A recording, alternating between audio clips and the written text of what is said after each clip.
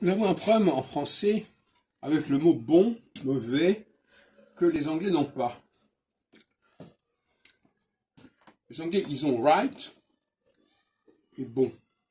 Or, nous, quand on dit c'est bon, ça veut dire c'est right. Donc, finalement, c'est très confus. Par exemple, c'est faux.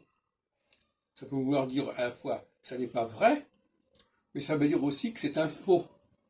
C'est-à-dire que c'est un faux document. Alors, on emploie le mot faux à la fois pour dire quelque chose est inexact, et à la fois pour quelque chose qui n'est pas authentique. C'est pas la même chose, l'authenticité et l'exactitude sont des choses différentes. Quelque chose peut être complètement faux, mais authentique. C'est un document qui est là, il existe. Bon, c'est un faux, tout ce qu'on veut, mais il est authentique. Et pour beaucoup, au niveau nostradamologique, c'est intéressant. Certains se sont persuadés que du moment qu'on avait retrouvé un document, eh bien, c'était forcément la preuve qu'il avait existé à ce moment-là et qu'il est authentique. Non, ça peut être un faux authentique, qui est un faux authentique.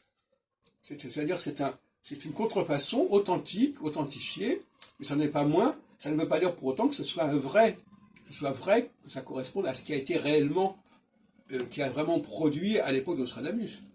Ce sont des faux documents authentiques. Alors quand Ben Azra découvre à la bibliothèque d'Albi une édition de Massé Bonhomme 1555, il montre que c'est un faux authentique, quelque part. Mais ça n'est pas moins un faux.